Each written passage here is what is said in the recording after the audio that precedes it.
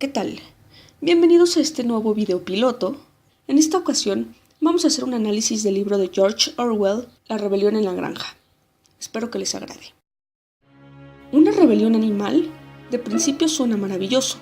Toda una sociedad en desacuerdo con la vida que están teniendo deciden tomar acción y cambiar las cosas. Porque para ser sinceros, el ser humano, si bien no es el animal más feroz que puede existir, sí es el más cruel. Un león, un rinoceronte, un tigre, un oso, por decir algunos de los animales más poderosos físicamente, son demasiado nobles en realidad. Pues bien, ellos podrían ser los que dominen al mundo, pero no. El ser humano es el único que se ha aprovechado de su capacidad y que se ha aprovechado de las demás especies por puro placer, por puro egoísmo, por pura avaricia. Así que apoyo la idea que impulsó a los animales de la granja Manor a llevar a cabo su rebelión. Ya era momento de ponerle un alto al abuso del ser humano, así como dijo el cerdo mayor. El hombre es el único ser que consume sin producir. No da leche, no pone huevos, es demasiado débil para tirar del arado y su velocidad ni siquiera le permite atrapar conejos. Sin embargo, es dueño y señor de todos los animales. Los hace trabajar, les da el mínimo necesario para mantenerlos y lo demás se lo guarda para él. ¿Por qué ellos tendrían que permitir eso? Ya había sido suficiente, ya era momento de hacer algo al respecto. Efectivamente, la rebelión animal comenzó. Todos los animales de la granja se prepararon para eliminar al ser humano de su territorio y se organizaron para crear reglas e ideas que se llevarían a cabo cuando su nueva vida supuestamente libre comenzase. En teoría, todo parecía perfecto. Se respiraba una esperanza de libertad y felicidad después de que el hombre, el ser que había abusado por ellos por tanto tiempo, desapareció, y las nuevas ideas que se tenían planteadas para la ahora granja animal aparentaban ser la solución perfecta para mantener una vida llena de bondad entre los animales. En un principio creí que sería un acontecimiento similar al que sucedió durante y después de la independencia de México, donde después de haberse creado una guerra para supuestamente liberarse del poderío español, los mexicanos no tuvieron la organización correcta para llevar a cabo sus ideales. No sabían cómo administrar toda una sociedad, y en vez de tener como resultado un México libre, seguro y pacífico, continuaron teniendo desorden, opresión y control por terceros. Sin embargo, en Granja Animal fue distinto, o por lo menos al principio logró ser distinto. La inteligencia y sensatez de los cerdos fue tanta que supieron organizar a los animales para que cada uno contribuyera de la mejor manera, y aclararon desde un inicio cuáles fueron las razones que propiciaron a la rebelión, por lo que eran capaces de entender muy bien el propósito de cada una de sus ideas y de sus actos. Me parecía maravilloso lo que se estaba logrando en aquella granja, una granja en la que no se necesitaba al ser humano. Pero lamentablemente lo maravilloso de aquella nueva sociedad no duró para siempre. Entiendo que aunque todos eran animales y la idea era que todos fueran iguales, no podía ser así. Claramente existen diferencias entre las especies y no todos tienen la misma capacidad. Los patos y las gallinas, al ser animales de dos patas, no pueden cargar mucho peso, se tienen que dedicar más bien a actividades delicadas. Por el contrario, los caballos tienen la fuerza suficiente para dedicarse a cargas pesadas y a largas caminatas. Las vacas supongo que aunque son grandes, no tienen demasiada movilidad, por lo que me parece que su dedicación debería de ser más estática. Los perros generalmente son rápidos y fuertes, los burros lentos. Los cerdos son físicamente como las vacas, en el sentido de que creo que no tienen mucha movilidad, sin embargo, cuentan con una rapidez intelectual, que podría llegar a ser el cargo más pesado. Se sabía que los animales eran distintos, y por lo mismo la organización de las actividades se otorgó según las capacidades de cada animal, lo cual no suena injusto tomando en cuenta eso, pero ¿cómo se podrían medir los límites? ¿Cómo se sabría que ya es demasiado para algún animal o que es muy poco para otro? Me parece que de ahí radica todo el problema que posteriormente se comenzó a notar en Granja Animal. Utópicamente en una sociedad, ¿todos deberían de tener lo mismo o cada quien debería de tener lo que se merece? En ese segundo caso, ¿quién decide cuánto se merece cada quien? ¿Según la cantidad de esfuerzo que haga? Pero si es así, ¿cómo se mide ese esfuerzo? ¿Por el tiempo que se está trabajando o por la dificultad que se tiene al realizar ese trabajo? Pongamos un ejemplo para hacer esta idea más clara.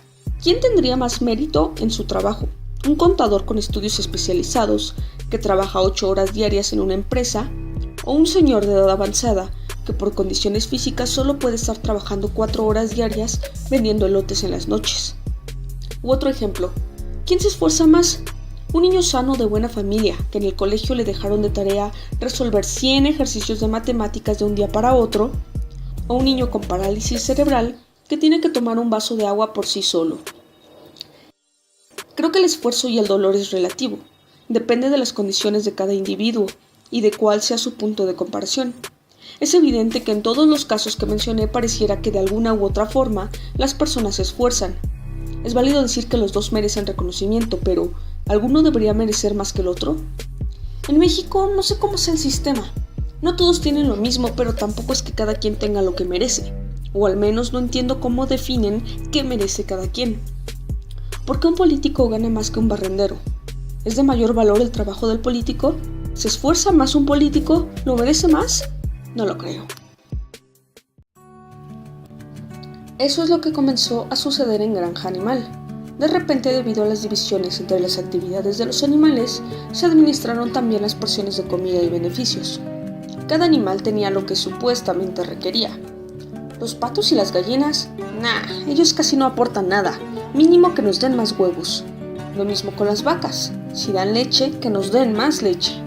Los cerdos, ellos hacen el trabajo más pesado, el de organizar, y para ello requieren más comodidad, más beneficios para los cerdos. La administración de recursos se basó únicamente en las aparentes contribuciones al trabajo de la nueva sociedad, pero no tomaron en cuenta otros factores como el de la capacidad de cada animal. No pensaron como una sociedad verdaderamente solidaria. Es un hecho que los cerdos, al ser los animales más capaces para la organización de la sociedad, se colocaron como los más merecedores, los que más se esfuerzan, y se aprovecharon de tal argumento para tener los mejores beneficios, mientras que otros animales que aparentemente no se esforzaban lo suficiente, fueron abusados por el máximo poder, tal y como sucedía en los tiempos en que la granja era dominada por el ser humano. Pero, ¿por qué sucede esto? Ya no es sorprendente el hecho de que siempre en cualquier sistema social, sea un país, una ciudad, una colonia o hasta un grupo escolar o laboral, haya niveles de dominación. No es algo nuevo que siempre exista un líder que se convierte en un ser abusador. La pregunta es, ¿por qué esto es permitido? ¿De qué manera ellos son capaces de dominar en la mente de los demás, de imponer su poder y su miedo? Una razón es la falta de información y de interés por conocer la información.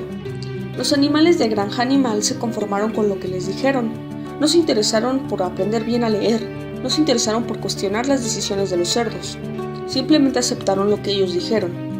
Asimismo sucede en nuestra sociedad. La mayoría de las personas acepta la información que escucha en los medios de comunicación. Acepta esos conocimientos sin preocuparse si son reales o no, si son buenos o no. Aprenden lo mínimo para sobrevivir y no les interesa conocer más. Se ponen una cinta en los ojos y confían. Obviamente eso es aprovechado por el grupo dominante, ya que se dan cuenta que las personas no tienen interés en conocer y aceptarían cualquier cosa que les dijesen, manipular la información a su conveniencia. Por otra parte, el grupo dominante sabe que tiene que tener al populacho contento, con esperanza de que todo va a ir bien, con la idea de que se está progresando y de que ellos están siendo parte importante de la mejoría. ¿Cómo lo hacen? Pues fácil. Simplemente les meten ideas nacionalistas. Ideas que los hacen sentir valiosos, que los hacen sentir contribuyentes. Los cerdos sabían esto, por lo que hicieron uso de los cánticos, de las frases, de los premios y de las fiestas. El mayor ejemplo que en la novela vi fue el de las ovejas, a cada rato diciendo 4 patas sí, 2 patas no. Una frase que más que lo que el significado pueda decir, representa todo un apego irracional hacia el gobierno, una forma de evadir la realidad, de negarse a entender lo que está sucediendo.